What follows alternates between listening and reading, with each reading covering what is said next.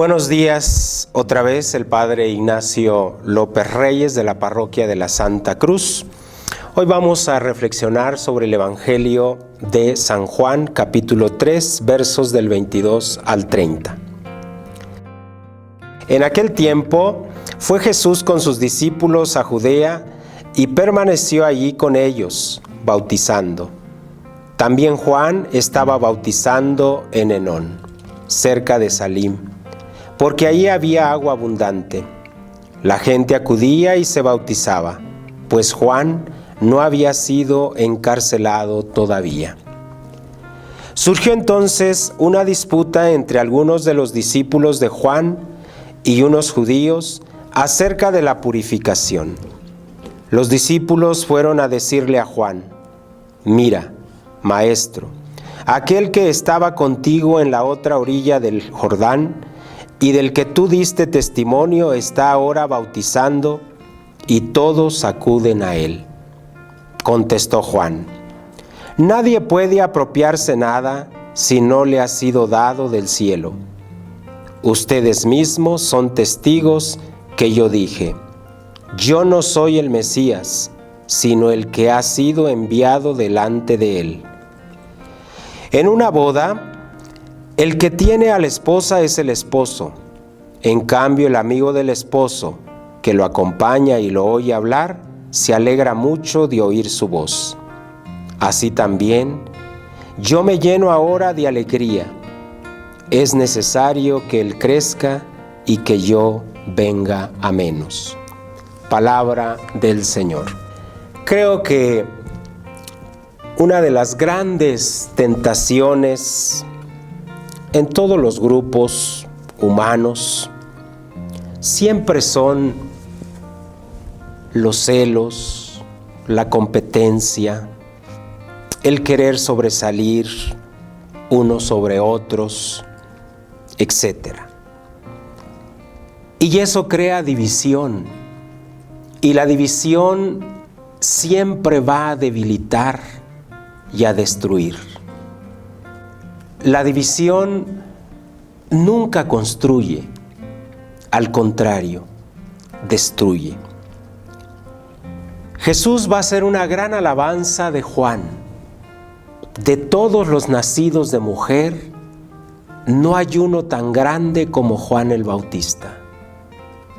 Sin embargo, el más pequeño en el reino de los cielos llega a ser más grande que él.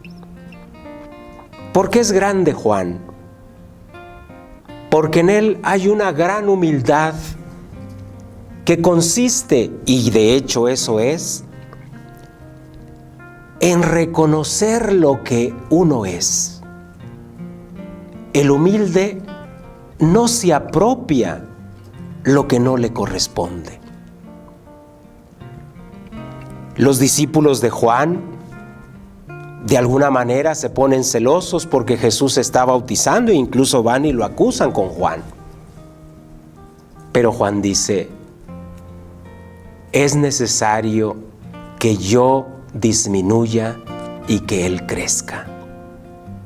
Porque lo importante y el importante es él, el Mesías, el que los va a bautizar con el Espíritu Santo. Y es ese bautismo de Espíritu Santo el que precisamente nos libera de todas estas situaciones que nos llevan a la envidia, a los celos, a la competencia, a la división, etcétera, etcétera, y que incluso y sobre todo nos une profundamente a Dios. Es el Espíritu Santo también el que realiza en nosotros esa gran virtud de la humildad y que tanto necesitamos. ¿Cuántas veces, por ejemplo, en nuestras comunidades parroquiales, encontramos precisamente todas estas luchas, pleitos incluso, envidias, celos, revanchas, competencias, el querer quedar unos bien con otros, etcétera?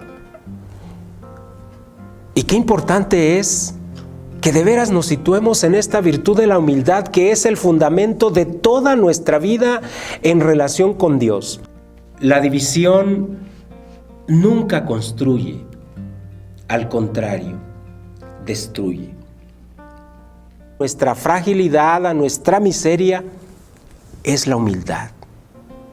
Si hay una virtud que incluso nos une a Dios y nos lleva a esta intimidad con Dios, es la humildad.